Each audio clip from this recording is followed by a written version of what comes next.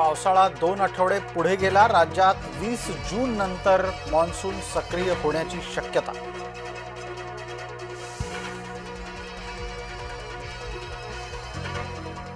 मुंबईकरांसाठी आजवरचा सर्वाधिक कोरडा जून महिना यावर्षीचा।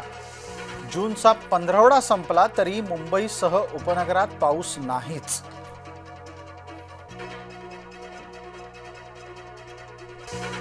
चंद्रपुरात धानोरकर आणि वडेट्टीवार गटामध्ये पुन्हा घमासान। वडेट्टीवार गटाच्या गटनेत्याला हटवण्याची धानोरकरांच्या गटाची मागणी।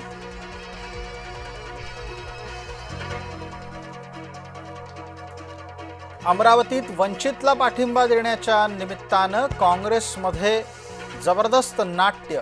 वंचित उमेदवाराला पाठिंबा देण्याबाबत काँग्रेसचं ठरेना।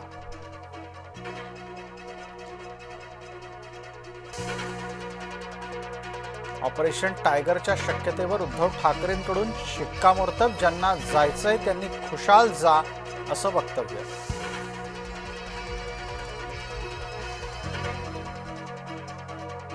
गणेश नाईक विरुद्ध मंदा म्हात्रे वादाला नवं वळण लागण्याची शक्यता। नवी मुंबईतली भाजपाच्या अंतर्गत वादाची ठिणगी मुख्यमंत्र्यांच्या दरबारात।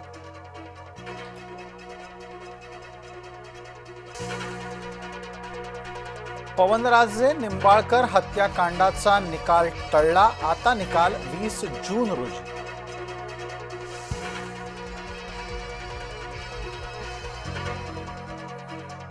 गिरगावात पांढऱ्या पट्टीच्या विरोधात आंदोलन करणाऱ्या मनसैनिकांवर गुन्हा दाखल। सरकारी आदेशाचं उल्लंघन केल्याची कारवाई।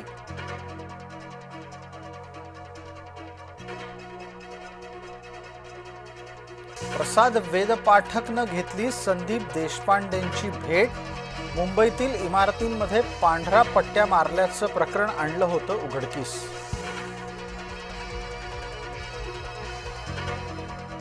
वाठाचे नगरसेवक दीपक सावंत यांचं कुणबी जात प्रमाणपत्र अवैध।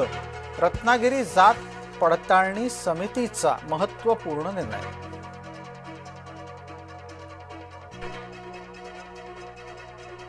नागपुरात झुरळ क्रांती दलाचं आंदोलन। अभिजित दिपके सह सप्तखंजिरी वादक सत्यपाल महाराजही सहभागी होणार।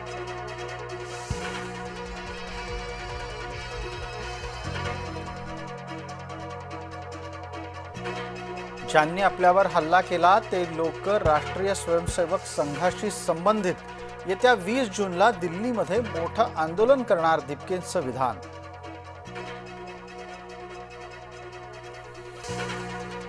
कोयनेतलं पाणी घटलं। ग्रामदैवत मानाई देवी मंदिर दिसू लागलं।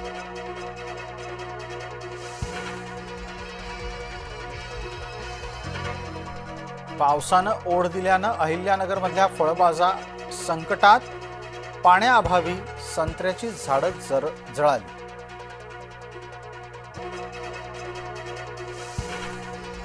चारित्र्याच्या संशयातून नेरूळमध्ये दुहेरी हत्याकांड। पतीनं पत्नी आणि सासूची भोसकून केली हत्या।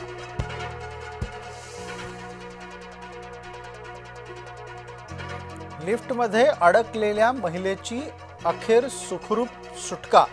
पालघर पूर्व इथल्या कांचनगिरी अपार्टमेंटमधली घटना।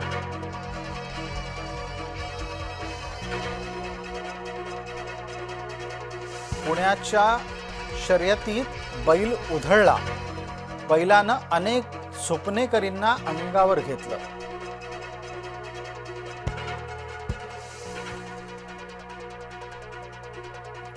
भीमाशंकर मंदिरामध्ये व्हीआयपी दर्शन बंद। व्हीआयपी आणि सामान्य नागरिकांसाठी आता एकच नियम।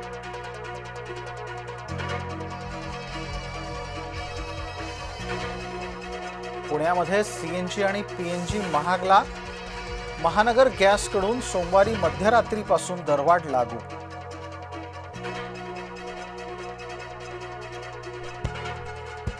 केंद्र सरकारकडून टेलिग्रामवर 22 जून पर्यंत तात्पुरती बंदी।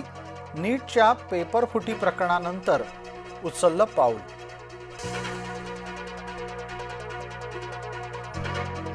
भारताची भेदक क्षमता वाढली, दूरवर जमिनीवरून हल्ला करू शकणाऱ्या क्षेपणास्त्राची चाचणी यशस्वी.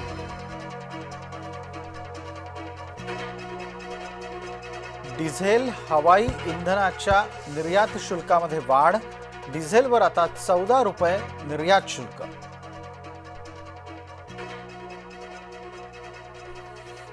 इराण आणि अमेरिकेतलं युद्ध संपल्याची अधिकृत घोषणा, ट्रम्प आणि इराणच्या अध्यक्षांची सामंजस्य करारावर व्हर्च्युअल स्वाक्षरी.